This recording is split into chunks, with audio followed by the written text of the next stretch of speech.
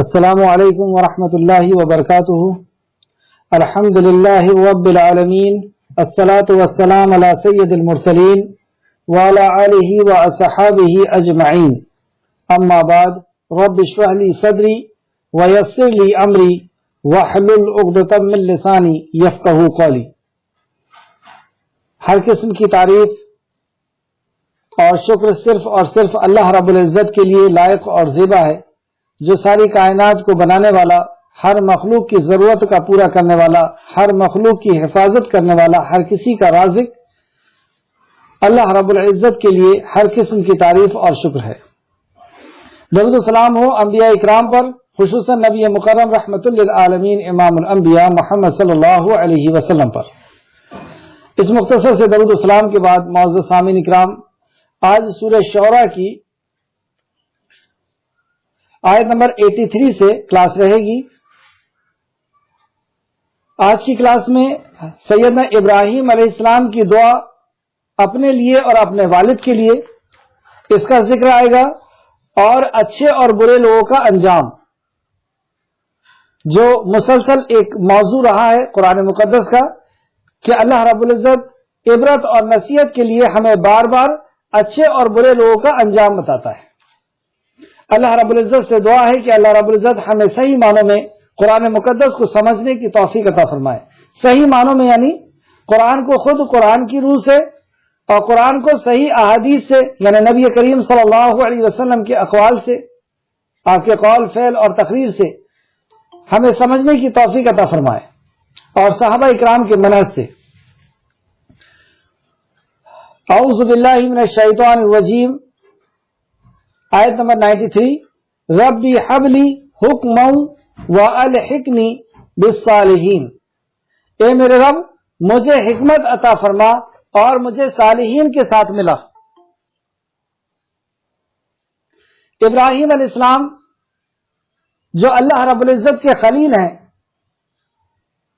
وہ اپنے رب سے دعا کرتے ہیں، اور دعا کی ترتیب دیکھیے آپ، کیونکہ اس میں آپ نے جنت بھی مانگی ہے اور والد کے لیے بخشش بھی مانگی ہے، لیکن پہلے اسباب کی دعا کی ہے، کیونکہ جب تک ہم دنیا کے اندر عمل نہیں کریں گے اس وقت تک ہم جنت کی امید بھی نہیں کر سکتے۔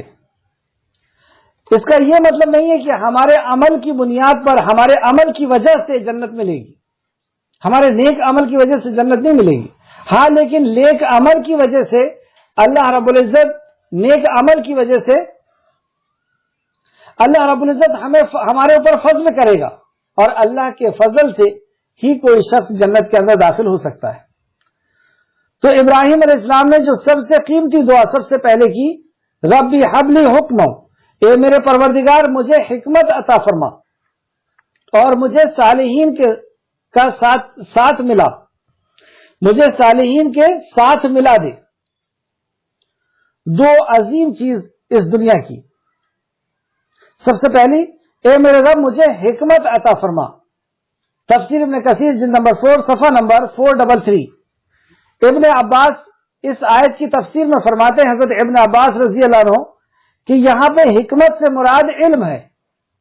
تو گویا کہ اللہ کے نبی، اللہ کے خلیل حضرت ابراہیم علیہ السلام نے اللہ رب العزت سے اس جگہ جو دعا مانگی، اس دعا میں سب سے پہلے دنیا کی سب سے قیمتی چیز مانگی، اور وہ حکمت ہے، یعنی اللہ رب العزت کی طرف سے آیا ہوا علم۔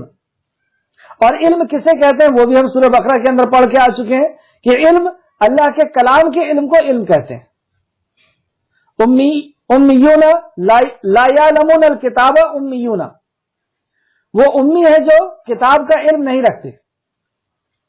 امیون، امی ہے، ان پڑھ ہے، امیون لا یعلمون الکتاب، جو کتاب کا علم نہیں رکھتا۔ تو علم جو ہے وہ کتاب کا ہی علم ہے، یعنی اللہ رب العزت کی وحی کا علم۔ اور یہ علم اتنا قیمتی ہے کہ جب ہم نماز کے اندر عہد اللہ رب العزت سے کرتے ہیں، عہد و پیمان اللہ سے کرتے ہیں، اللہ سے اقرار کرتے ہیں، اور اس اقرار کا اعلان کرتے ہیں، ایاک نعبد و ایاک نستعین، یعنی ہم اپنی پیدائش کے مقصد کو پورا کرنے کا اعلان کرتے ہیں، یا اس کا عہد کرتے ہیں کہ ہم نے اس یا وعدہ یا ہم اپنا کمٹمنٹ کرتے ہیں اللہ رب العزت سے کہ ہم نے اپنی پیدائش کے مقصد کو پورا کیا. ایاک نعبد و ایاک نستعین کہ میں تیری ہی عبادت کرتا ہوں اور تجھ ہی سے مدد چاہتا ہوں. تو جب بندہ اپنی پیدائش کے مقصد کو پورا کر دیتا ہے تو مسلم شریف کی حدیث جب بندہ نماز کے اندر یہ کہتا ہے ایاک نعبد و ایاک نستعین تو اللہ رب العزت اس کے جواب میں فرماتا ہے یہ میرے اور میرے بندے کے درمیان ہے. اب میرا بندہ اس کے ذریعے سے جو مانگے گا اسے عطا کیا جائے گا. اللہ خالق کائنات یہ فرماتا ہے کہ یہ میرا بندہ جو مانگے گا اسے عطا کیا جائے گا. کیا مانگنا چاہیے جب اللہ رب العزت اتنا بڑا آفر دے دے؟ وہ رب جس کے حکم سے دنیا بنتی اور بکتی ہے، جب جو چیز کو بنانا چاہے صرف کن کہہ کر کے اسے وجود میں لا دے.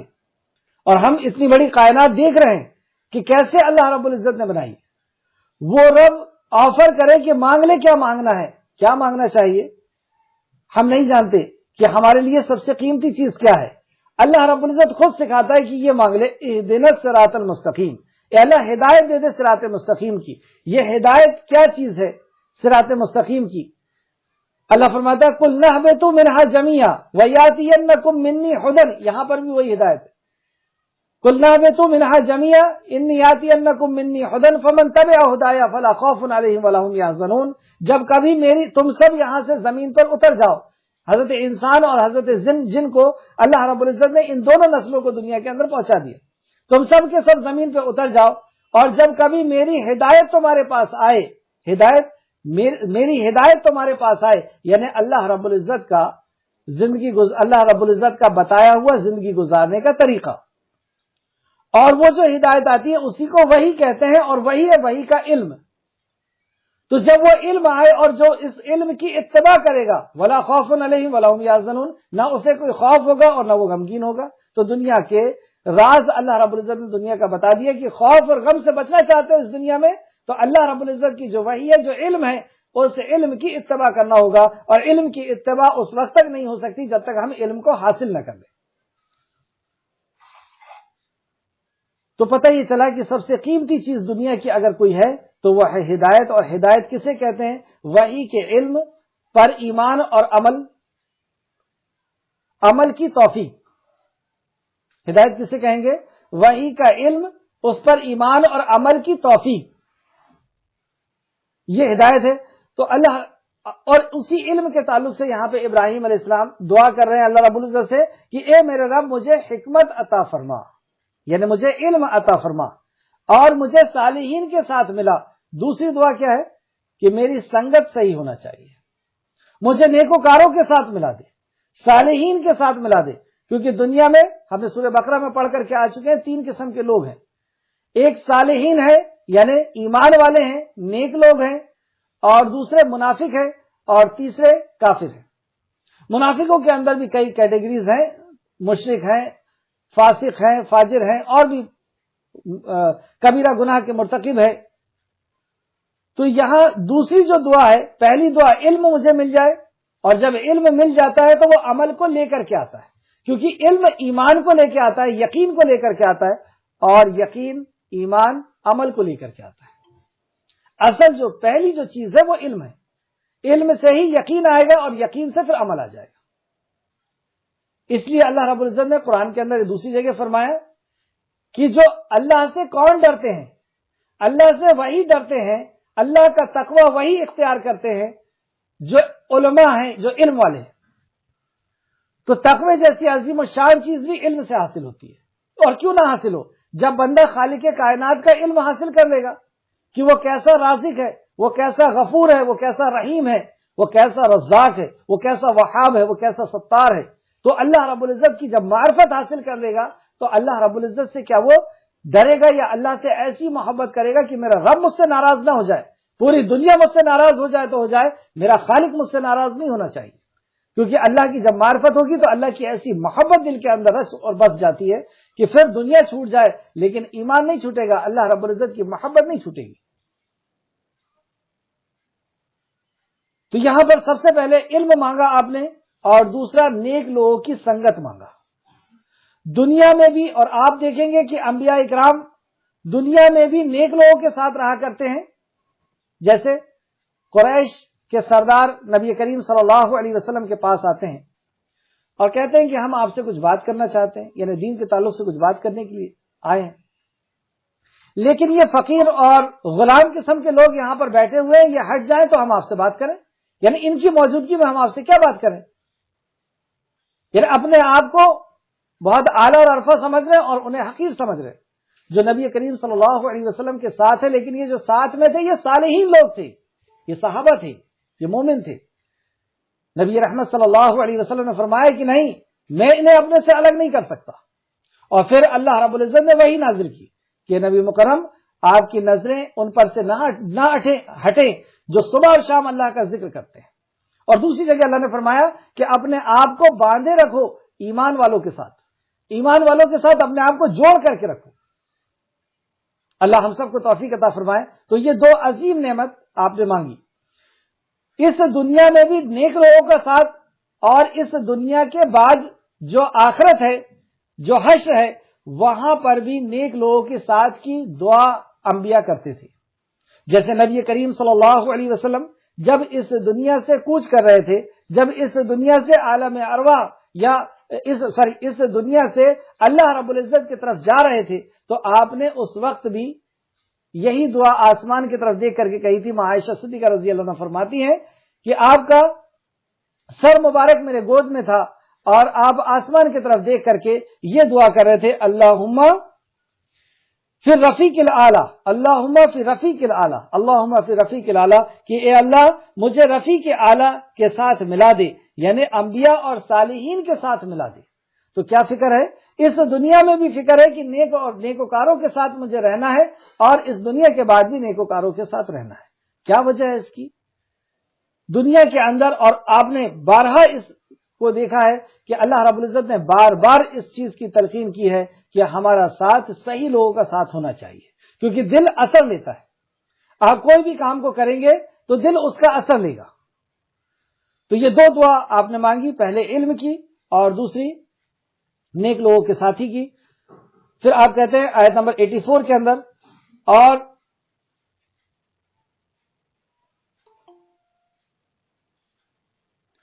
اور بعد والوں میں میرا ذکر خیر جاری رکھ.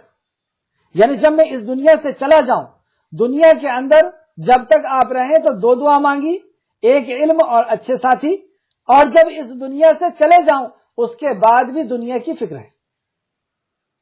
یہ ہے مومن کی صفت. دنیا میں جب تک ہے، جب تک تو دنیا کی فکر ہے. اور دنیا میں کس چیز کی فکر؟ کہ جو اللہ رب العزت نے شریعت نازل فرمائی ہے اس شریعت کی لوگ پابندی کرنا شروع کر دیں، پابندی کریں، کیونکہ اس شریعت کی پابندی میں ہی دنیا کی اور آخرت کی بھلائی ہے. تو جب تک انبیاء یا مومن دنیا کے اندر رہتا ہے تو اس فکر میں رہتا ہے کہ اللہ رب العزت کی شریعت کے ماننے والے، ایمان لانے والے، عمل کرنے والے لوگ رہیں.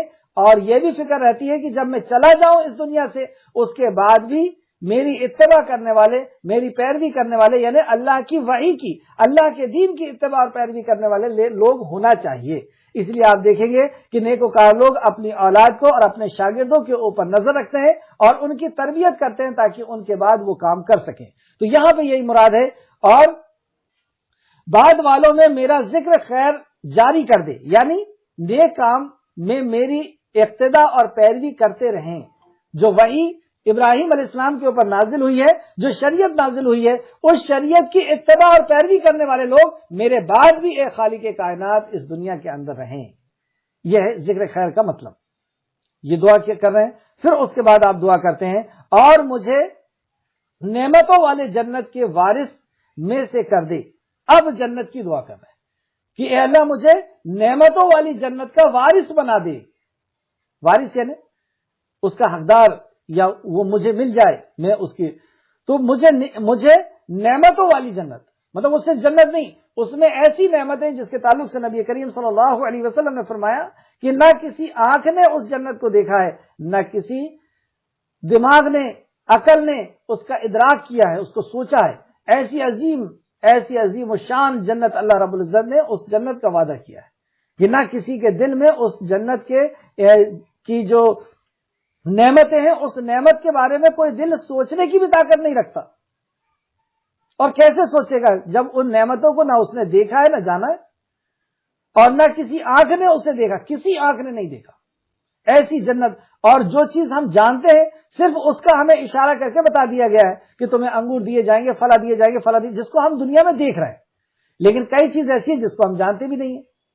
تو اس لیے وہاں پہ بتایا گیا کہ تمہیں ایسی جنت دی جائے گی کہ جس کسی آنکھ نے نہ دیکھا ہے نہ کسی دل نے اس کا ادراک کیا ہے. تو جنت کا مطالبہ کب کر رہے ہیں؟ پہلے اس جنت میں جانے کے اسباب کی تیاری. اور اس جنت میں جانے کے اسباب میں سب سے پہلا اسباب حکمت ہے، وہ یہ الہی کا علم، ایمان، عمل اور نیک لوگوں کی سنگت، اور پھر اس دین کی فکر کہ میرے بعد بھی، میرے رہتے میں تو میں دین کے اوپر لوگوں کو بلا رہا ہوں، اس کی دعوت دے رہا ہوں، اس تک پہنچا رہا ہوں، لیکن میرے بعد بھی اس دین کے ماننے والے اور اس کا ذکر کرنے والے لوگ ہو جائیں اللہ. اور پھر اس کے بعد جنت کا مطالبہ کر رہے ہیں. اب اپنی جنت کا مطالبہ کرنے کے بعد اب ابراہیم علیہ السلام اپنے والد کے لیے دعا کرتے ہیں اور فرماتے ہیں آیت نمبر 56، اور میرے باپ کو بخش دے. والدین کے لیے دعا کرنا اللہ رب العزت نے اور بھی دوسری جگہ فرمایا رب رحمہما کما ربیانی صغیرہ، کہ اپنے والدین کے لیے دعا کرو. رب رحم، اے اللہ. اور دیکھیے کتنی پیاری دعا، ہم والدین کے لیے اپنے لفظوں میں کتنی بھی دعائیں کر لیں اس کا مقابلہ نہیں ہو سکتا. اور کیسے ہو سکتا ہے؟ اس دعا کو خالق کائنات نے سکھایا ہے. اللہ رب العزت نے سکھایا کہ اپنے والد کے لیے، اپنے والدین کے لیے، ماں باپ کے لیے یہ دعا کرو. کیا دعا ہے وہ؟ اتنے چھوٹے سے جملے کے اندر، اتنے چھوٹے سے سینٹنس کے اندر اللہ رب العزت نے کتنی بڑی بات سمو دیا. آپ اس پہ غور کریں. کیا دعا ہے؟ رب رحم ہما کما ربیانی صغیرہ، اے اللہ میرے والدین پر ایسا رحم فرما جیسا کہ انہوں نے بچپن میں مجھ پر رحم فرمائے تھے. اللہ اکبر. آپ غور کریں کہ بچپن میں ماں باپ نے ہم پر کیسا رحم کیا تھا. ہم اتنے لاچار تھے کہ اپنی ضرورت کو بول نہیں سکتے تھے، اتنے کمزور تھے کہ کھڑے نہیں ہو سکتے تھے، چل نہیں سکتے تھے، کسی چیز کو پکڑ نہیں سکتے تھے. ایسے بے بس اور لاچار کہ ہم اپنا لیٹ بات بھی نہیں دھو سکتے تھے، ہم کما کے کھا نہیں سکتے تھے، ہم مانگ کر کے نہیں کھا سکتے تھے، کما کے کھانا تو بہت دور کی بات ہے. بیمار ہو جائے تو دوا تک، ڈاکٹر تک نہیں پہنچ سکتے تھے. ایسے لاچاری کے وقت میں اس ماں نے ہمیں رات میں اور دن میں ہماری ضرورتوں کا خیال رکھا. جب وہ اپنے بستر کو گیلا کر دیتا تو ماں اس گیلے میں سو جاتی، اسے سوکھے میں سلاتی. یہ رحم تھا. یہ بیمار ہو جاتا تو ایک ڈاکٹر سے دوسرے ڈاکٹر کے پاس، دھوپ ہو، ٹھنڈ ہو، بارش ہو، اس میں دوڑتی رہتی. پیسے ختم ہو جاتے تو زیور بیچ کر کے علاج کروا لی. اور ہم سب اپنی زندگی کے اندر مطالعہ غور کر کے دیکھ لیں کہ کیا کچھ نہیں کیا ماں باپ نے. دن اور رات ایک کر دیا ہماری خوشیوں کے لیے، ہمارے ایجوکیشن کے لیے، ہماری ضرورتوں کے لیے. ان سب کو اللہ رب العزت نے یہاں پہ سمیٹ دیا اس چھوٹے سے جملے کے اندر کہ اے اللہ میرے ماں باپ پر رحم فرما جیسا کہ بچپن میں انہوں نے مجھ پر رحم فرمایا تھا. تو ابراہیم علیہ السلام اللہ رب العزت کے خلیل اپنے والد کے لیے دعا کرتے ہیں کہ اور میرے باپ کو بخش دے اے خالق. اور سورہ ابراہیم میں بھی ایک جگہ اس دعا کا ذکر ملتا ہے. سورہ ابراہیم آیت نمبر 41 کے اندر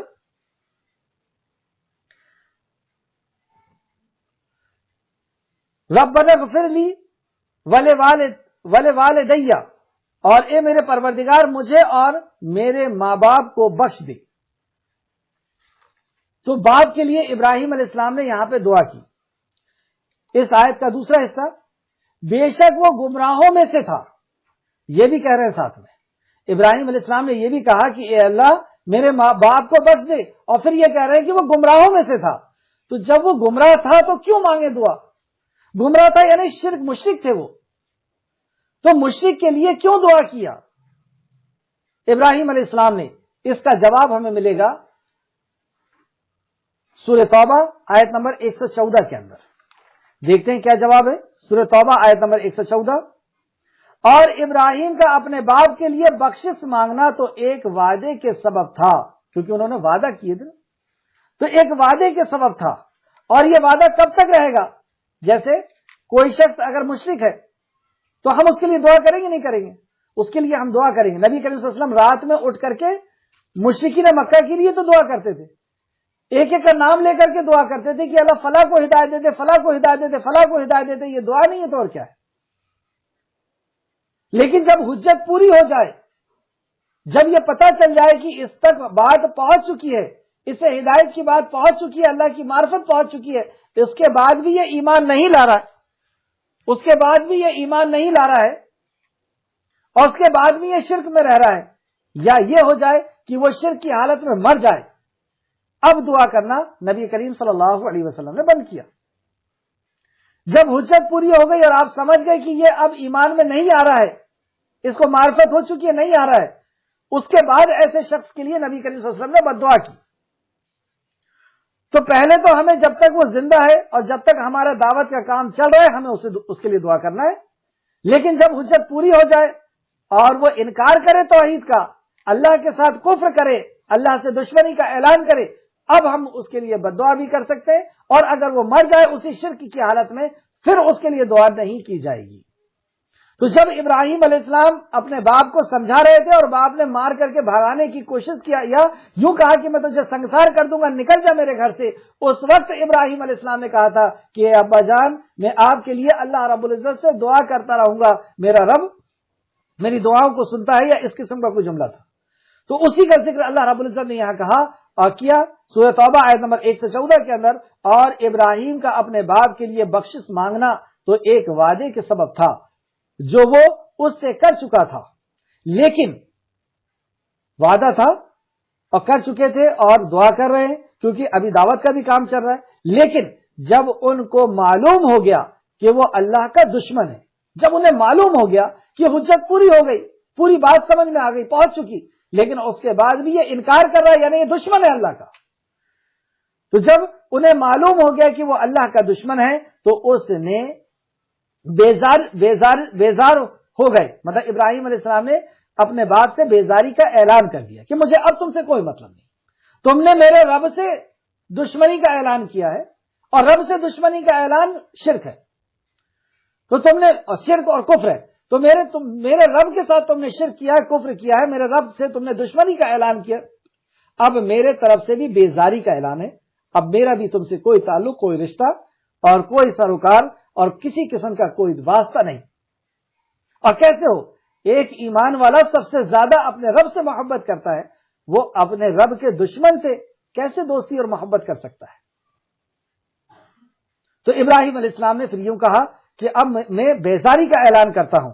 کچھ شک نہیں کہ پھر اللہ رب العزت نے موسیٰ علیہ السلام ابراہیم علیہ السلام کی ایک خوبی کو ذکر کیا کہ کچھ شک نہیں، مطلب اس بات میں کوئی شک نہیں ہے کہ ابراہیم بہت زیادہ آہوگزاری کرنے والے اور بردبار تھے، بہت برداشت کرنے والے اور بہت اللہ رب العزت کے سامنے آہوگزاری یعنی اللہ کے سامنے توبہ استغفار اور دعائیں کرنے والے تھے۔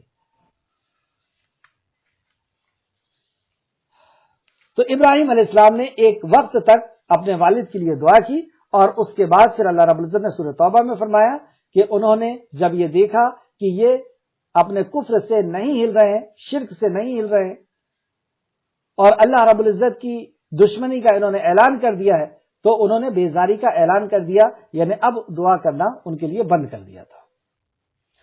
اس سے ایک مسئلہ یہ بھی پتہ چلا کہ جو مشرک ہے جب تک ہم اس کے اوپر حق بات اسے پہنچا رہے ہیں ہم اس کے لیے دعا کریں گے، لیکن اگر وہ شرک کی حالت میں اس دنیا سے چلا جاتا ہے، شرک کرتا ہوا اس دنیا سے چلا جاتا ہے، یعنی اللہ کے ساتھ کفر اور شرک کرتے ہوئے چلا جاتا ہے، تو ایسے شخص کے لیے دعا نہیں کی جا سکتی۔ یہ سورہ توبہ میں ہم تفصیل سے پڑھ کر کے آ چکے ہیں۔ آیت نمبر 87، اور جس دن وہ لوگ دوبارہ اٹھائے جائیں گے مجھے رسوا نہ کرنا۔ دعا کیا ابراہیم علیہ السلام نے کہ اے میرے پروردگار، میرے باپ کو بھی بخش دے، اور بے شک وہ گنہگار ہے، مطلب اس کے گناہوں کو معاف کر دے، اس کو بخش دے، لیکن یہ گناہوں کے معافی کے لائق نہیں تھا، یہ بخشنے کے لائق نہیں تھا، اس لیے اللہ نے نہیں بخشا، اسے معاف نہیں کیا۔ لیکن ابراہیم علیہ السلام آگے دعا کرتے ہیں، اور جس دن وہ لوگ دوبارہ اٹھائے جائیں گے، مجھے رسوا نہ کرنا۔ مطلب جب وہ کون سا دن ہے؟ اس دن کے بارے میں آیت نمبر 88 میں فرماتے ہیں جس دن نہ مال کوئی نفع دے گا اور نہ اولاد۔ وہ دن، وہ قیامت کا دن، اور قیامت کا ہی دن ہے جس دن نہ مال کوئی کام دے گا نہ اولاد کوئی کام دے گی۔ یہ دو نعمت کا ذکر کی کیا وجہ ہو سکتی ہے؟ یہی دو چیز ہے جس کی وجہ سے لوگ اللہ رب العزت کی نافرمانی کرتے ہیں، اللہ کے قانون کی نافرمانی کرتے ہیں، اللہ کے حکم کی نافرمانی کرتے ہیں۔ ایک تو مال کو حاصل کرنے کے لیے، نماز چھوٹ جائے چھوٹ جائے، جھوٹ بولنا پڑے بول دیں گے، دھوکہ دینا پڑے دے دیں گے، فریب کرنا پڑے کر لیں گے، چوری کرنا پڑے، جو کرنا پڑے دولت کے لیے سب نافرمانی۔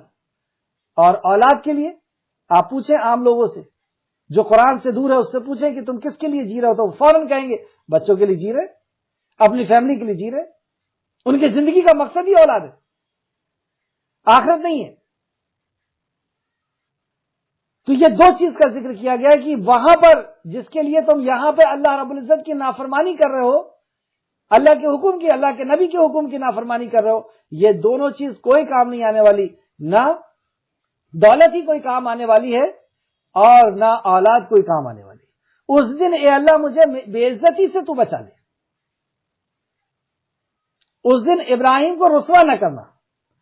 اب آپ غور کریں کہ اللہ رب العزت کے خلیل ہیں، دوست ہیں، اور حشر کے میدان میں ساری انسانیت ہوگی اور سارے جنات ہوں گے، ساری مخلوق ہوگی، اور لوگ بے چین بھی ہوں گے حضرت ابراہیم علیہ السلام کو دیکھنے کے لیے کہ اللہ کے خلیل کا خطاب دیا گیا، اور یہ خطاب دو شخصیت کو دیا گیا، دو معزز شخصیت کو دیا گیا۔ قرآن میں سیدنا ابراہیم علیہ السلام کو، اور احادیث کے ذریعے سے ہمیں پتہ چلا کہ نبی کریم محمد صلی اللہ علیہ وسلم بھی اللہ کے خلیل ہیں۔ یہ دو شخصیت جو اللہ کے خلیل ہونے کا منصب یا مقام انہیں عطا کیا گیا، تو کون نہیں دیکھنا چاہے گا کہ ابراہیم علیہ السلام کا دیدار ہو جائے، نبی رحمت صلی اللہ علیہ وسلم کا دیدار ہو جائے۔ اور وہاں پر ابراہیم علیہ السلام کہہ رہے ہیں کہ اے اللہ مجھے ذلیل نہ کرنا۔ کیا ہوگی وہ ذلت؟ کبھی ہم نے غور کیا ہے؟ وہاں کی ذلت یہ ہوگی کہ میرے سامنے میرے باپ کو زنجیر میں جکڑ کر کے لایا جائے اور اسے جہنم کے اندر ڈالا جائے، لوگ کہیں گے یہ ہے ابراہیم کا باپ۔ کتنی بڑی بے عزتی ہوگی۔ کبھی ہم نے غور کیا ہے کہ کل حشر کے میدان میں ہم لوگ بھی جائیں گے، اور وہاں پہ کہیں ایسا نہ ہو کہ ہم اپنے بچے کی تربیت نہیں کر رہے، اور وہ بچہ جکڑ کر کے جب لے جانے لگا تو لوگ کہیں گے کہ یہ فلاں کی اولاد ہے۔ اس کے باپ کو اگر لے کر کے جایا جائے گا تو لوگ کہیں گے کہ فلاں کا باپ ہے، یہ فلاں کی بیوی ہے، اس نے اپنے ساتھ میں اس بیوی کو رکھا لیکن اس کی تربیت نہیں کر سکا، یا اس کی بیوی جکڑ کر کے زنجیروں میں جا رہی ہے، یا اس کا بچہ جا رہا ہے، اس کا باپ جا رہا ہے۔ یہ بے عزتی ہے، بے عزتی ہے یہ۔ اللہ ہم سب کو اس کی توفیق دے کہ ہم اس کو سمجھیں اور ہم اپنے بچوں کی صحیح طریقے سے، یا اپنے ماتحت جو لوگ ہیں ان کی صحیح طریقے سے تربیت کریں۔ تو ابراہیم علیہ السلام اس فکر کو بھی لے کر کے آتے ہیں کہ میں تو ٹھیک ہے لیکن میرے باپ کا کیا ہوگا، وہ اس حال میں ہے، تو اس لیے آپ نے کہا کہ مجھے رسوا نہ کرنا اے پروردگار۔ آیت نمبر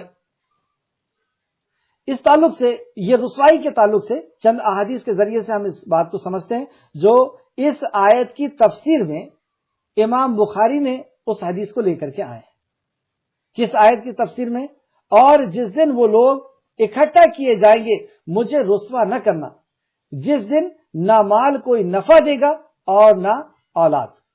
جب لوگ اکٹھا کیے جائیں گے تو یہ حشر کا میدان ہے، جب لوگ اکٹھا کیے جائیں گے یعنی پہلا انسان سے آخری انسان تک سب اس میدان میں آ جائیں گے، اور دوسرا وہی ایسا میدان ہے جہاں اولاد باپ کے کام نہیں آئے گی، نہ باپ اولاد کے کام آنے والا ہے، اور نہ دولت ہی وہاں پہ ہمارے کام آئے گی جس دولت کے لیے ہم سب نافرمانی کر رہے ہیں۔ تو اس دن رسوا نہ کرنا مجھے ابراہیم علیہ السلام نے کہا۔ اس کی آیت کی تفسیر میں امام بخاری نے چند احادیث لے کر کے آئے ہیں۔ پہلی حدیث بخاری شریف حدیث نمبر 4768 حضرت ابو ہریرہ رضی اللہ عنہ سے یہ روایت بیان کیا ہے کہ رسول کریم صلی اللہ علیہ وسلم نے فرمایا ابراہیم علیہ السلام قیامت کے دن اپنے باپ کو دیکھیں گے کہ وہ اس پر غبار اور ذلت چھا رہی ہوگی۔ وہ اپنے باپ کو دیکھ رہے ہیں کہ وہ غبار یعنی ڈسٹ میں جمے ہوئے اور ذلت ان کے اوپر چھا رہی ہے، چہرہ کالا پڑا ہوا ہے، ذلت ذلیل ہو کر کے وہ حشر کے میدان میں مل رہے ہیں۔ دوسری حدیث بخاری شریف حدیث نمبر 4769 حضرت ابو ہریرہ ہی سے مروی ہے کہ ایک دوسری روایت میں ہے کہ نبی کریم صلی اللہ علیہ وسلم نے فرمایا، ابراہیم اپنے باپ سے ملیں گے تو کہیں گے اے میرے پروردگار، جب اپنے باپ کو اس حالت میں دیکھیں گے تو ابراہیم علیہ السلام وہاں پر بھی اپنے رب سے کہیں گے کہ اے میرے پروردگار، تو نے مجھ سے یہ وعدہ فرمایا تھا کہ قیامت کے دن مجھے رسوا نہیں کرے گا۔ اللہ تعالیٰ فرمائے گا کہ میں نے جنت کو کافروں پر حرام قرار دے دیا ہے۔ یہ کافر ہے، تمہارا باپ، یہ تو کیا ہوا؟ اور جنت کافروں کے لیے حرام کر دی گئی۔ کافر کون؟ جو بھلے ہی مسلمان ہو، مسلمان گھر میں پیدا ہوا ہو، اس کا نام مسلمانوں کا ہو، لیکن اس نے کفر کیا اللہ کی ذات سے یا نبی سے یا اللہ کے کلام سے یا آخرت سے یا تقدیر سے، جس نے بھی کفر کیا اس کے لیے جنت حرام کر دی گئی ہے۔ جس نے شرک کیا اس کے لیے جنت حرام کر دی گئی ہے۔ یہ بخاری شریف کی حدیث تھی 4769۔ ایک اور حدیث دیکھتے ہیں جو امام بخاری نے لے کر کے آئے، جس میں اس کا پورا خلاصہ ہے۔ سیدنا ابراہیم علیہ السلام قیامت کے دن اپنے باپ آزر کو ملیں گے کہ آزر کے چہرے پر ذلت و رسوائی اور غبار ہوگا۔ ذلت بھی ہوگی، رسوائی بھی ہوگی، اور ڈسٹ بھی ہوگا، غبار بھی ہوگا۔ حضرت ابراہیم علیہ السلام اس سے فرمائیں گے، مطلب اپنے باپ سے فرمائیں گے، کیا میں نے تم سے نہیں کہا تھا کہ میری نافرمانی مت کرو؟ کیا میں نے نہیں کہا تھا کہ نبی کی نافرمانی مت کرو؟ اور میری نافرمانی کیا تھی؟ ابراہیم علیہ السلام کی نافرمانی اصل میں اللہ کی نافرمانی تھی، کیونکہ نبی اپنے طرف سے کچھ نہیں کہتے۔ نبی کا مطلب ہی ہوتا ہے، رسول کا مطلب ہی یہ ہوتا ہے کہ جو پیغام ان تک آیا وہ پیغام پہنچانا ہے، اور پیغام ان تک کس کے پاس سے آیا؟ خالق کائنات کے پاس سے آیا، اللہ کے پاس سے آیا۔ تو ابراہیم کہتے ہیں کیا میں نے تم سے نہیں کہا تھا کہ میری نافرمانی مت کرنا؟ تو آپ کا باپ جواب دے گا کہ آج میں تمہاری نافرمانی نہیں کروں گا، یعنی آج میں تمہاری نافرمانی نہیں کرتا، آج میں ایمان لاتا ہوں۔ تو ابراہیم عرض کریں گے کہ اے پروردگار، تو نے وعدہ فرمایا تھا کہ تو روز قیامت مجھے رسوا نہیں کرے گا، تو تیری رحمت سے کوسوں دور میرے اس باپ کی رسوائی سے بڑھ کر اور میرے لیے کیا رسوائی ہو سکتی ہے؟ سبحان اللہ، کیا کہہ رہے ہیں ابراہیم علیہ السلام کہ اللہ تو نے کہا تھا نا کہ مجھے رسوا نہیں کرے گا، اور میرے لیے اس سے بڑی رسوائی اور کیا ہو سکتی ہے کہ میرا باپ تیری رحمت سے کوسوں دور کر دیا گیا، اس سے بڑی میری رسوائی کیا ہو سکتی ہے؟ تو اللہ تعالیٰ ارشاد فرمائے گا کہ میں نے جنت کو کافر پر حرام قرار دیا ہے۔ پھر کہا جائے گا، اب دیکھیے آپ کی جو عزت کی لاج اللہ رب العزت کیسے رکھ رہا ہے۔ پھر کہا جائے گا کہ اے ابراہیم، اپنے پاؤں کے نیچے دیکھیے۔ آپ دیکھیں گے کہ ایک بچھو کی شکل میں ایک بچھو جو اپنے غلاظت میں لتڑا ہوا پڑا ہے، مطلب اپنے ہی خون، اپنی ہی غلاظت، اپنی ہی گندگی میں لتڑا ہوا پڑا ہوا ہے، سنا ہوا پڑا ہوا ہے، بس اسے پاؤں سے پکڑ کر جہنم میں پھینک دیا جائے گا۔ اب کسی کو پتہ نہیں چلا، لوگ یہ سمجھ رہے ہیں کہ یہ بچھو ہے اور لتڑا ہوا ہے، اس کو پاؤں پکڑ کر کے گھسیٹ کر کے پھینک دیا جا رہا ہے۔ یہ تھے ابراہیم علیہ السلام کے باپ آزر۔ اللہ اکبر! صرف اتنا ڈھیل دی گئی، اور انہیں کیا ڈھیل دی گئی؟ اس کے باپ کو تو کوئی ڈھیل نہیں دی گئی نا، اس کو تو بس شکل بدلی گئی اور وہ لتڑ کر کے اور جہنم میں پھینک دیا گیا۔ لیکن ابراہیم علیہ السلام کے باپ تھے، ابراہیم علیہ السلام کو یہ چیز ناگوار گزر رہی تھی کہ میری یہ ذلت ہے، تو ابراہیم علیہ السلام کے باپ کو اس طریقے سے جہنم میں پھینک دیا گیا۔ اس سے کیا پتہ چلا کہ حشر کے میدان میں نسب نہیں دیکھا جائے گا کہ کون کس کا باپ ہے، کون کس کا بیٹا ہے۔ وہاں پہ فردن حساب ہوگا۔ وہاں پہ یہی ہے انصاف کہ جس نے جو کیا ہے اسے وہ دیا جائے۔ مالک یوم الدین اللہ رب العزت، دیکھیں آپ کہ انصاف کو بہت زیادہ پسند کرتا ہے۔ جب کل حشر کے میدان میں سورج 1.25 یا 1 میل کی دوری پر ہوگا، لوگ اپنے پسینے میں ڈوب رہے ہوں گے، کتنا خطرناک اس سورج کی لپٹ ہوگی 1 میل میں۔ ابھی کتنے میل میں ہے آپ دیکھ سکتے ہیں۔ उस दिन सिवाय अल्लाह के साए के अलावा और कोई साया ना होगा। और उस साए में अल्लाह रब्बुल इज्जत सबसे पहले जगह किसको देगा? नमाज पढ़ने वाले, रोजा रखने वाले, हज करने वाले, ज़कात देने वाले, हर कोई खड़ा होगा। लेकिन अल्लाह रब्बुल इज्जत उस हदीस के अंदर जो सबसे पहले जिसका जिक्र आया है वो यही है कि नबी करीम सल्लल्लाहु अलैहि वसल्लम ने फरमाया कि 7 लोग अल्लाह के अर्श के साए के नीचे आएंगे, उसमें सबसे पहले अल्लाह रब्बुल इज्जत इंसाफ करने वालों को लाएगा। और यही इंसाफ है कि जिसने जो जुर्म किया है उसे वो सजा दी जाए, जिसने जो नेकी की है उस नेकी का बदला उसे दिया जाए। और ये कुरान में कई मकाम पर आप पढ़ के आ चुके हैं कि वो एक कौम थी, उन्होंने जो किया उनका बदला उसे मिला, ये तुम हो, तुमने जो करोगे तुम्हें मिलेगा। तो हश्र के मैदान में नसब नहीं देखा जाएगा।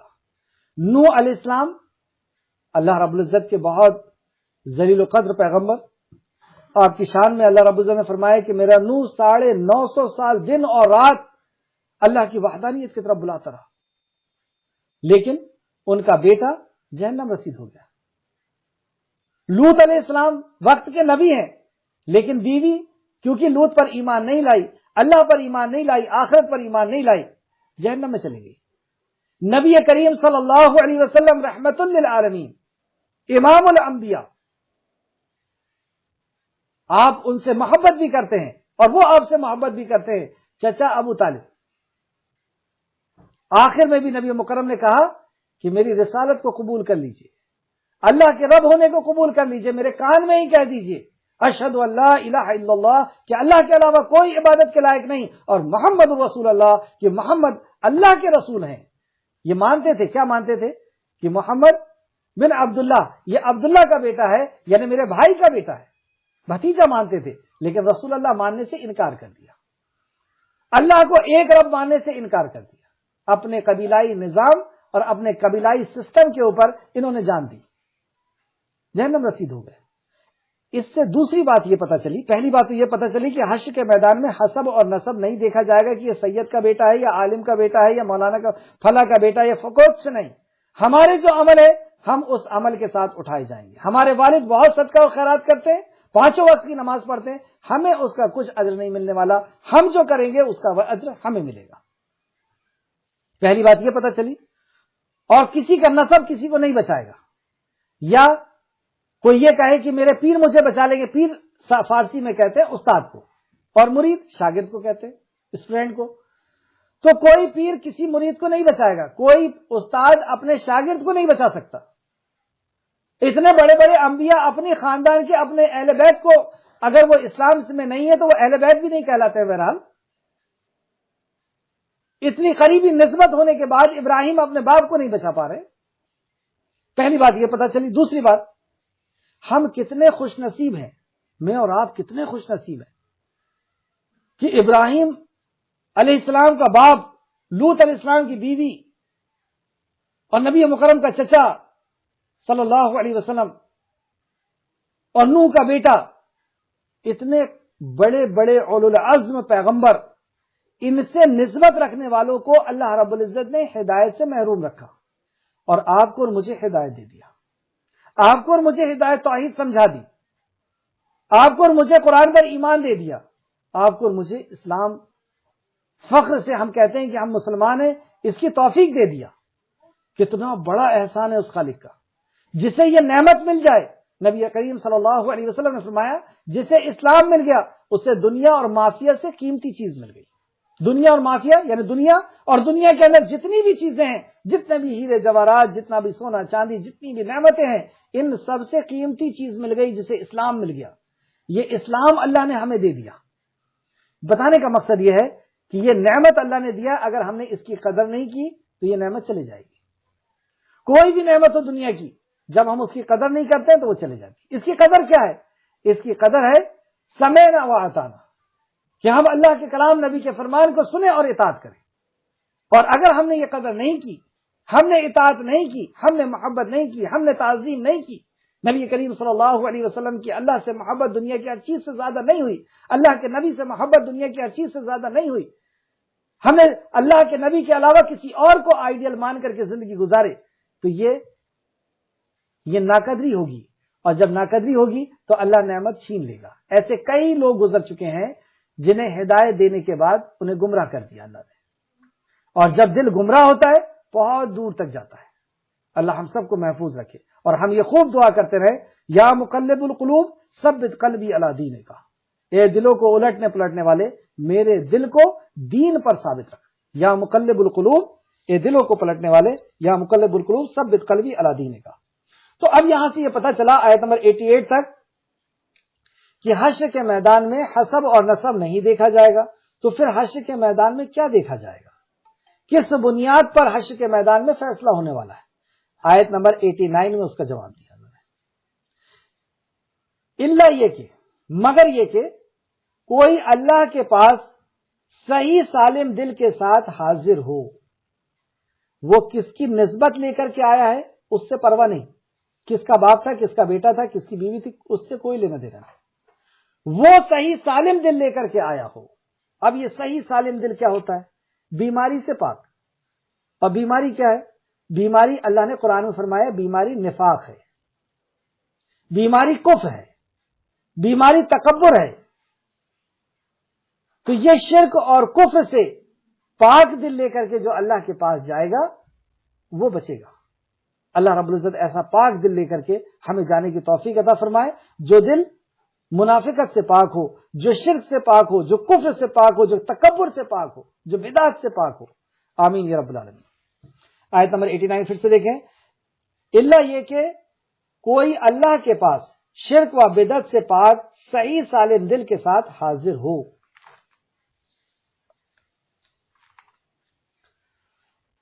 آیت نمبر 90 سے اب یہاں سے ہم دیکھیں گے کہ اچھے اور برے لوگوں کا انجام بیان کیا جا رہا ہے. ابھی تک اچھائی اور برائی بیان کی گئی تھی. اب جنہوں نے اچھائی پر کو قبول کر لیا ان کا انجام کیا ہوگا, اور جنہوں نے برائی کو قبول کر لیا ان کا انجام کیا ہوگا, اس کو سماعت فرمائیں. آیت نمبر 90. اور جہنم اور جنت متقیوں کے قریب کی جائے گی. جنت کس کے قریب کی جائے گی؟ متقیوں کے. متقی کسے کہتے ہیں؟ جو اللہ رب العزت سے ڈرنے والا ہے. ڈرنے سے مراد کیا؟ کہ اللہ کی ایسی محبت ہے اسے کہ اللہ کی نافرمانی سے ڈرتا ہے, یا اللہ رب العزت کے غضب کو وہ جانتا ہے کہ اگر میں نے پاس و لحاظ نہیں کیا اللہ کے حکموں کا تو وہ غضبناک ہوگا, اور اگر وہ غضبناک ہوا تو اس کے قہر سے کوئی بچا نہیں سکتا. تو یہ دونوں چیز کو مل کر کے یہ ہے تقویٰ کہ بندہ چھوٹے سے چھوٹے اور بڑے سے بڑے گناہ سے بچ کر کے اس دنیا میں جی رہا ہے. تو جو پھر اللہ فرماتا ہے اور جنت متقیوں کے قریب لائی جائے گی. وہ حشر کا میدان لگا ہوا ہے. ابراہیم علیہ السلام کا واقعہ اللہ نے بتایا کہ ابراہیم علیہ السلام کی ملاقات آزر سے ہوگی, اپنے باپ سے ہوگی. آزر سے ان کی بات ہوگی اور انہیں جہنم میں بچھو کی شکل میں خون میں اور غلاظت میں لتڑا ہوا انہیں منہ کے بل پھینک دیا جائے گا جہنم میں, اور بھی لوگوں کو پھینکا جائے گا, اور وہیں پر جنت بھی لائی جائے گی. اور جنتی کس کے قریب کی جائے گی؟ جنت متقیوں کے قریب کی جائے گی, منافق اور کافروں کے نہیں. آیت نمبر 91. اور دوزخ کو گمراہوں کے لیے ظاہر و نمایاں کیا جائے گا. کس کے؟ اور دوزخ کو گمراہوں کے لیے ظاہر و نمایاں کیا جائے گا.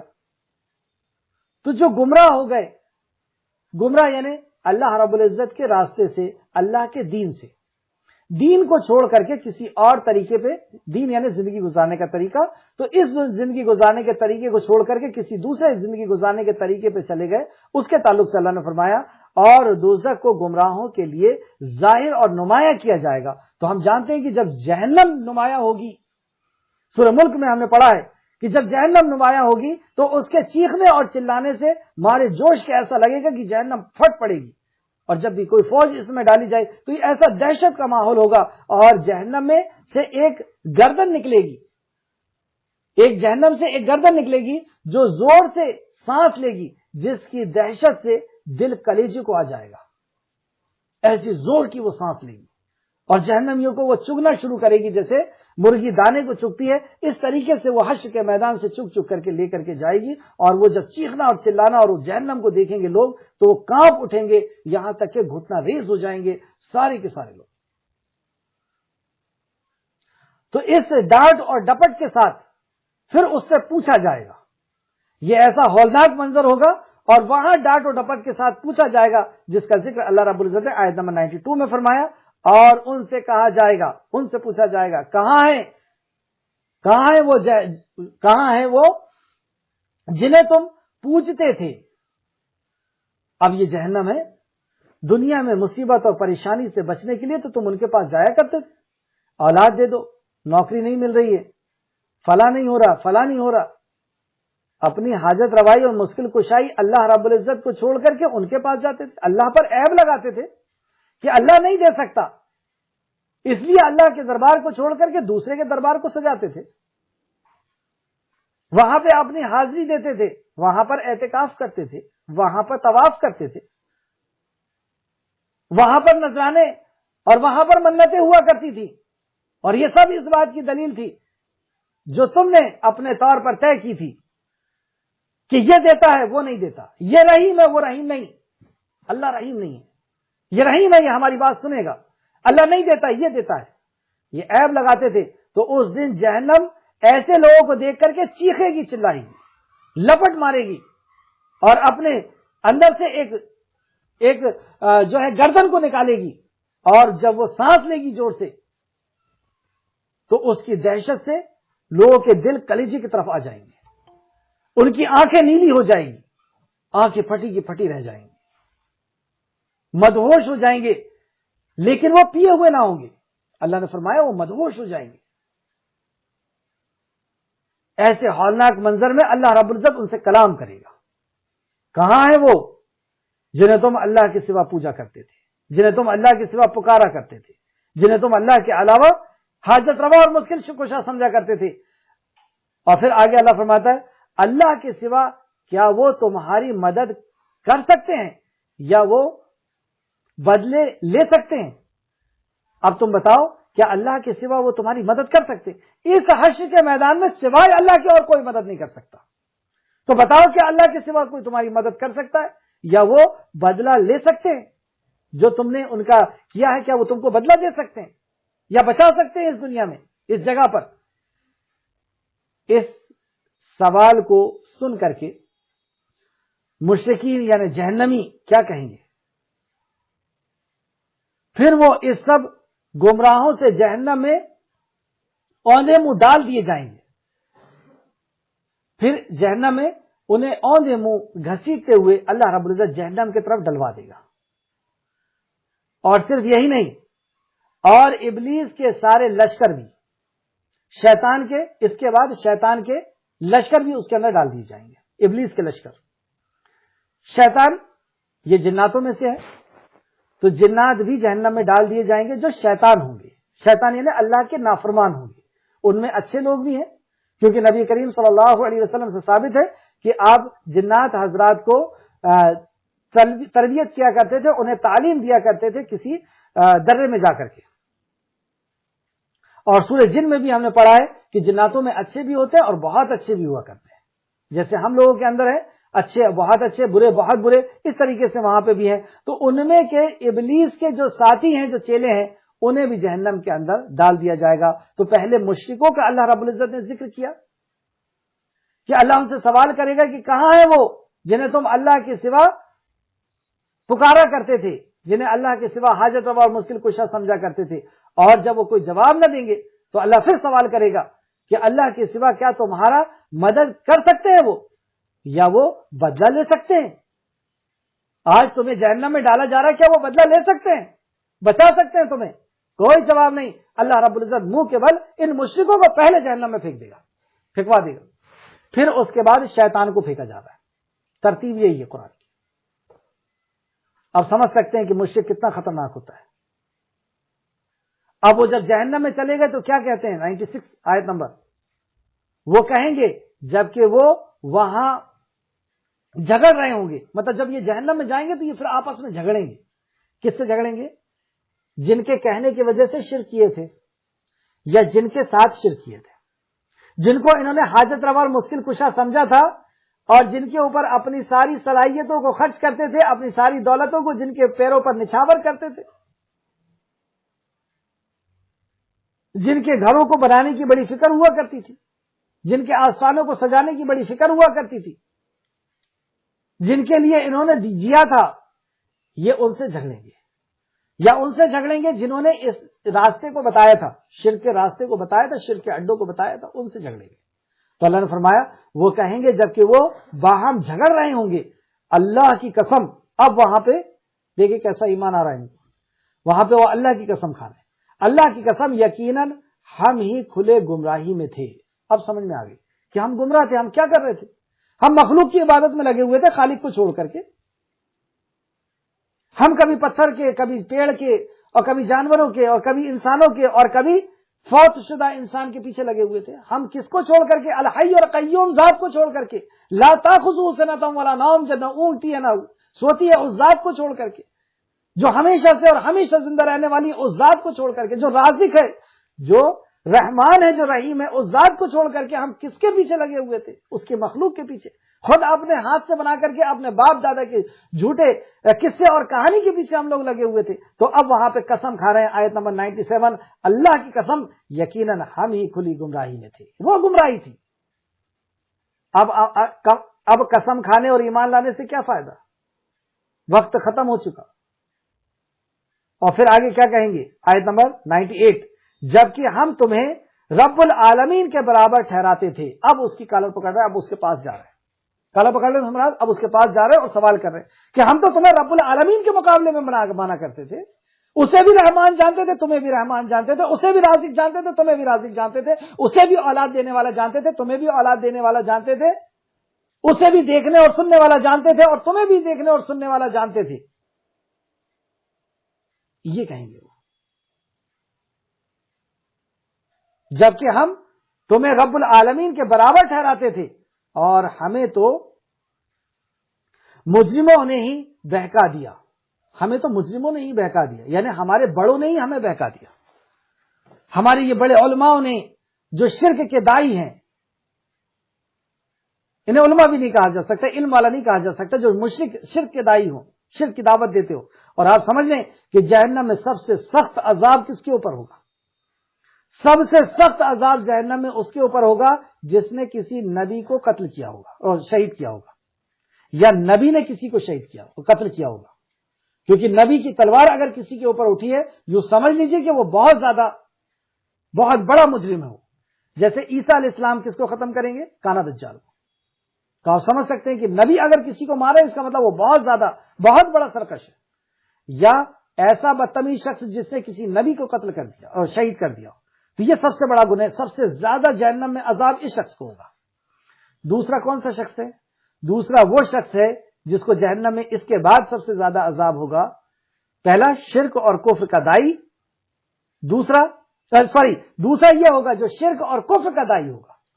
تو یہ شرک اور کفر کا جو دائی ہے اس کے تعلق سے آیت نمبر 99 میں اللہ فرماتا ہے، اور ہم مطلب وہ جہنمی کہیں گے اور ہمیں تو مجرموں نے ہی بہکا دیا تھا، یعنی ان شرک اور شرک کے جو دائی تھے انہوں نے ہی ہمیں بہکا دیا تھا، یعنی انہی بڑوں نے ہمیں بہکا دیا تھا، کیونکہ بڑا سمجھ کر کے تو مانتے ہیں بات ان کی، انہیں تو اپنا سب کچھ سمجھتے ہیں۔ آیت نمبر 100، تو اب ہمارے لیے کوئی سفارشی نہیں، اب وہ پورا اعلان کر رہے ہیں کہ ہم ہی مجرم تھے، قسم کھا کر کے بتا رہے ہیں، اور ہم سے گناہ کیوں ہو گیا؟ کیونکہ ہم نے اللہ کے کلام کی اطاعت نہیں کی تھی، نبی کے فرمان کی اطاعت نہیں کی تھی، ان بڑوں کی تھی، ان جولا کی، ان جاہلوں کی تھی، جنہوں نے ہمیں شرک کی طرف لگا دیا، جنہوں نے ہمیں مخلوق کی عبادت کی طرف لگا دیا، جنہوں نے اللہ کو چھوڑ کر کے حاجت روا مشکل کشا ان لوگوں کو سمجھ لیا کہ یہ رازق ہیں، یہ عزت اور ذلت کے دینے والے ہیں، یہ بگڑی بنانے والے ہیں، یہ ضرورت کا پورا کرنے والے ہیں، انہوں نے ہمیں ادھر لگا دیا تھا۔ تو مجرم تو وہ خود ہیں کہ انہوں نے اطاعت اور فرمانبرداری اللہ کے کلام اور نبی کے فرمان کی نہیں کی، بغیر دلیل اس نے بلایا، اس شرک اور کفر کے دائی نے بغیر دلیل بلایا اور اس نے بغیر دلیل اس کی بات مانا، تو وہ کیا کہے گا؟ آیت نمبر 100 میں اللہ فرماتا ہے، تو اب ہمارے لیے کوئی سفارشی نہیں، ہم نے ایسا عمل کر کے آئے ہیں، بغیر دلیل اس کی بات مان کر کے آئے، قرآن و حدیث پر ہم نے عمل نہیں کیا، اب ہمارے لیے کوئی سفارشی آنے والا نہیں، کوئی ہماری سفارش نہیں کرے گا۔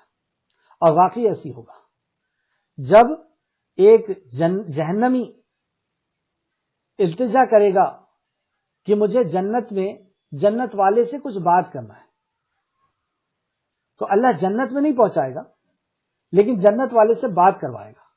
اللہ قادر ہے ہر چیز پر، کیونکہ جو جنت میں چلا جائے گا وہ جنت سے باہر نہیں نکلے گا، تو جنت میں پہنچائے گا نہیں، جنت والے سے بات کروائے گا۔ اب آپ غور کریے کہ ایک شخص جو جہنم میں گیا ہے وہ جنت والے سے بات کرنے کی امید کر رہا ہے، تو ظاہر سی بات ہے کہ وہ جو جنت میں گیا اس کا بہت قریبی ہوگا، وہ یا پہچان والا ہوگا یا رشتہ دار ہوگا۔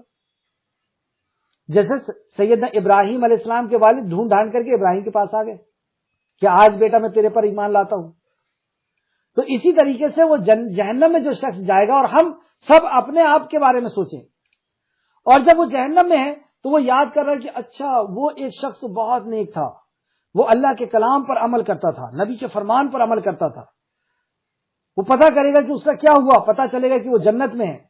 اب یہ ارادہ کر رہا ہے اور اس جنتی کے پاس جا رہا ہے، اللہ رب العزت اپنی قدرت سے اس جنتی کو اس کے قریب کر دیا۔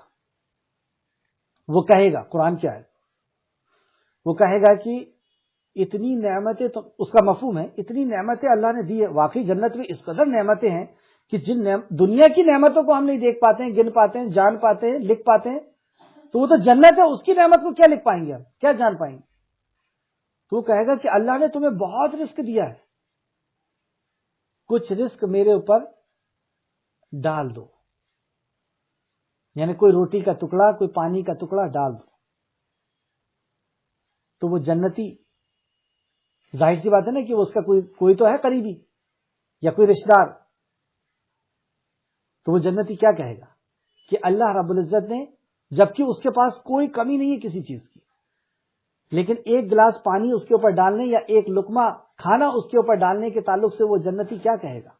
جنتی کہے گا، اللہ نے قرآن میں فرمایا ہے کہ جنتی کہے گا کہ جہنم والوں کے لیے، منافقوں اور مشرکوں کے لیے اللہ رب العزت نے جنت کی نعمت کو حرام کر دیا ہے، نکل جائے یہاں سے، کچھ نہیں ملنے والا۔ تو یہ آیت نمبر 100 کے اندر بھی وہ یہی کہتا ہے۔ تو اب ہمارے لیے کوئی سفارشی نہیں ہے، کوئی ہم کو جنت کا ٹکڑا دینا تو بہت دور کی بات ہے، کوئی سفارش بھی کرنے والا نہیں کہ اللہ اس کو بچا لے۔ کیوں نہیں کرنے والا؟ کیونکہ یہ دشمن ہے اللہ کا، اور جو اللہ کا دشمن وہ مومن کا دشمن۔ یہ اصول کو ہم سمجھ لیں، اور اگر ہمارے دل دماغ کے اندر وہ دشمن نہیں ہے تو پھر ہم سمجھ لیں کہ ہماری دوستی اللہ سے کیسی ہے، ہماری محبت اللہ سے کیسی ہے، کہ ہم ایک طرف اللہ سے محبت کا دم بھر رہے ہیں اور دوسری طرف اللہ کے دشمن کو دوست رکھے ہوئے ہیں۔ کیسے ہو سکتا ہے یہ؟ تو ہم کس کو دھوکہ دے رہے ہیں؟ ہم اپنے آپ کو دھوکہ دے رہے ہیں۔ اللہ سب جانتا ہے، دلوں کے حال وہ خوب جانتا ہے۔ آیت نمبر 101، اور نہ کوئی مخلص دوست ہے۔ پہلے تو اس نے کہا کہ یہاں پہ اب کوئی سفارشی ملنے والا نہیں، کیونکہ ہم نے جو کرتوت کر کے آئے ہیں کہ ایسے لوگوں کی بغیر دلیل بات مان کر کے آئے، نبی کی بات نہیں مان کر کے آئے، تو اب ہمارے لیے کوئی سفارشی بھی نہیں ہے اور نہ کوئی مخلص دوست ہے، کوئی دوست بھی نہیں ہے اب ہمارے لیے جو یہاں پہ ہم کو کچھ ٹکڑا دے دے جنت سے۔ پھر آیت نمبر 102، کاش پھر ہم ایک بار دنیا میں لوٹا دیے جائیں تو ہم مومنوں میں سے ہو جائیں گے۔ اب وہ ایک کاش کہہ رہے ہیں، جس کا ہمیں آج کوئی وقت اور قیمت جس وقت کی نہیں ہے، اس وقت کا مطالبہ کر رہے ہیں۔ یہ ہے ٹائم مینجمنٹ جو صرف اور صرف اسلام سکھاتا ہے، اس کے علاوہ کوئی مذہب میں آپ دیکھ لیجئے کہ ٹائم کی قدر کو کسی نے بتایا ہو تو۔ حشر کے میدان میں نبی رحمت صلی اللہ علیہ وسلم نے فرمایا کہ کوئی شخص اس وقت تک اپنے قدم کو نہیں ہلا سکتا جب تک 4 سوالوں کا جواب خالق کو نہ دے دے۔ اور وہ سوال کیا ہے؟ جو عمر دی تھی وہ کہاں گزارا، جو جوانی دی تھی اسے کہاں گزارا۔ تو 2 سوال تو وقت کے تعلق سے ہو گئے۔ پھر تیسرا سوال، مال کہاں سے کمایا اور کہاں خرچ کیا، اور اگر اس کو 4 سمجھ لے تو 4 ہے۔ پھر 5واں، جو علم تھا اس پر عمل کتنا کیا۔ تو وقت کی آج ہمارے پاس قیمت نہیں۔ وقت کو ہم واٹس ایپ میں، فیس بک میں، پاکستانی سیریل میں اور فلاں فلاں کہاں کہاں ہم لوگ گزار رہے ہیں۔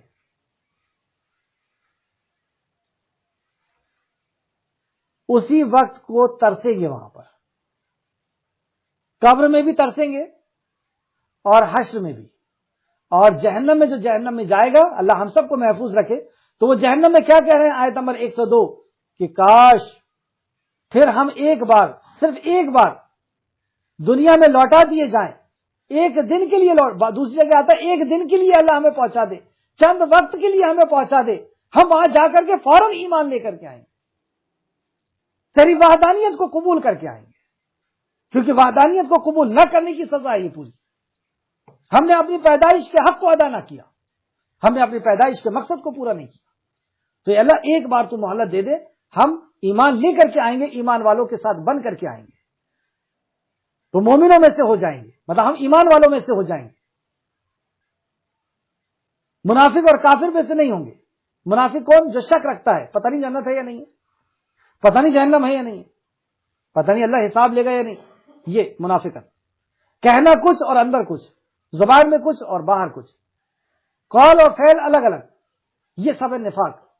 اللہ ہم سب کو محفوظ رکھے. تو جہنم میں جانے کے بعد وہ یہی آرزو کرے گا کہ کاش مجھے دنیا میں جانے مل جائے، اور جانے کو ملے گا تو میں کیا کروں گا؟ ایمان والا ہو جاؤں گا. تو آج ہمارے پاس جو یہ وقت ہے، اس وقت میں ہم ایمان والے ہو جائیں. ایمان والے کیسے ہوں گے؟ جب ہم ایمان کا علم حاصل کریں گے. ایمان کا علم یعنی توحید کا علم، عقیدے کا علم. اور عقیدے کا علم جب ہمیں حاصل ہو جائے گا تب وہ عقیدہ ہمارے اندر آ جائے گا. توحید کا علم جب حاصل ہو جائے گا تو توحید ہمارے اندر انشاءاللہ تعالی ضرور آ جائے گی. اور ایسا ہو نہیں سکتا کہ جو اللہ کو پہچان لے اس کے بعد وہ شرک کرے، ایسا نہیں ہوتا.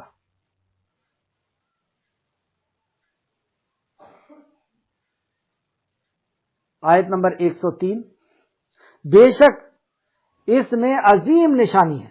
اللہ رب العزت نے یہ نیک اور برے لوگوں کا ذکر کرنے کے بعد آخر میں فرمایا، اس رکوع کی آخر 2 آیت، بے شک اس میں عظیم نشانی، تو بہت بڑی نشانی ہے. غور تو کرو تم ان آیتوں کے اوپر کیا فرمایا اللہ رب العزت نے. تو بے شک اس میں عظیم نشانی ہے اور ان کے اکثر ایمان لانے والے نہیں. ایسی عظیم نشانی سن لینے کے بعد، دیکھ لینے کے بعد، پڑھ لینے کے بعد، سمجھ لینے کے بعد بھی اکثریت ایمان نہیں لائے گی. جو اکثریت کو دیکھ کر کے دین کا معیار بناتے ہیں، اکثریت کو معیار بناتے ہیں کہ اکثریت ایسا کر رہی ہے یہ صحیح ہے، زیادہ لوگ ایسا کر رہے ہیں یہ صحیح ہے، اس کے تعلق سے آپ دیکھیں قرآن میں کتنے بار آتی ہے بات. یہاں پہ بھی اللہ نے فرمایا اکثر ایمان نہیں لائیں گے. تو اس کا مطلب یہ بھی نہیں ہے کہ جو بہت کم ہے وہ صحیح ہے. صحیح تو وہ ہے جو اللہ کے کلام اور نبی کے فرمان پر عمل کر رہا ہے. کسی علاقے میں یہ لوگ کم بھی ہو سکتے ہیں، کسی علاقے میں زیادہ بھی ہو سکتے ہیں، کسی سن میں، کسی دور میں یہ کم بھی ہو سکتے ہیں، کسی دور میں یہ زیادہ بھی ہو سکتے ہیں. جیسے صحابہ کرام نبی کریم صلی اللہ علیہ وسلم کے دور میں یہ بہت تھے، ان کے بعد والے دور میں یہ کم ہوتے چلے گئے، اور اب یہ ایمان والے بہت کم ہو گئے. تو ایمان والا وہ جو اللہ کے کلام اور نبی کے فرمان پر عمل کرنے والا ہے، جو سمعنا و اطعنا والا ہے، جو اللہ کے کلام نبی کے فرمان کو ویسا عمل کرتا ہے جیسے صحابہ نے کیے، ویسا ایمان لاتا ہے جیسے صحابہ نے لائے. پھر سے آیت نمبر 103 دیکھتے ہیں، بے شک اس میں عظیم نشانی ہے، اور مطلب یہ جو واقعات ہے اس میں عظیم نشانی ہے، اور ان کے اکثر ایمان لانے والے نہیں. اور بے شک آپ کا رب وہی غالب، بہت رحم کرنے والا ہے.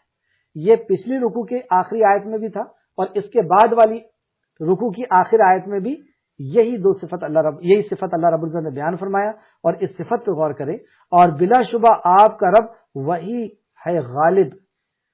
ہمیں جو اللہ رب العزت نے آج طاقت دے دی ہے، جو تھوڑی سی شہرت اور جو تھوڑی سی پہچان دے دی ہے، تھوڑی دولت دے دی ہے، ہم اس پہ تکبر نہ کریں.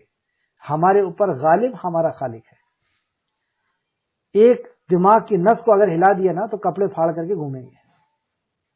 ایک نس کو اگر دبا دیا تو کھڑے کے کھڑے رہ جائیں گے، بیٹھے کے بیٹھے رہ جائیں گے. ذرا سا کوئی سسٹم کو اللہ رب العزت نے حکم دے کر کے اگر وہ ہے غالب ہے ہمارے اوپر. وہ یہ جو ہم شرکسی اور نافرمانی اللہ رب العزت کی کر رہے ہیں، کیا سمجھ رہے ہیں ہم کہ ہمارے اوپر کوئی غالب نہیں ہے؟ ہم ہی سب کچھ ہے، جو چاہیں وہ کریں. کب تک کریں گے؟ کیا دیکھ نہیں رہے ہم لوگوں کو بستروں پہ آتے ہوئے، لوگوں کو تڑپتے ہوئے، لوگوں کو بکھرتے ہوئے، اور لوگوں کو اس دنیا سے جاتے ہوئے؟ آج اس کی باری ہے، کل ہماری باری ہے، ہمیں سے کون بچنے والا ہے؟ تو اللہ نے یہاں فرمایا اور بے شک آپ کا رب وہی غالب ہے اور بے شک رحم کرنے والا ہے۔ سبحان اللہ، ایک طرف اپنے غضب سے ڈرایا اور دوسری طرف کہہ رہا ہے کہ وہ رحیم ہے۔ کیوں کہہ رہا ہے ایسا؟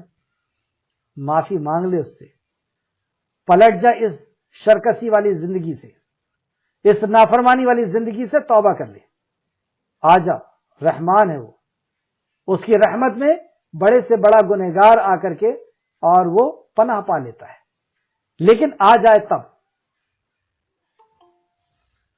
تو یہاں آخر میں اللہ رب العزت نے ہمیں اپنی عظیم صفت کے تعلق سے فرمایا کہ وہ رحمان ہے، تو اس کے اوپر لوٹا۔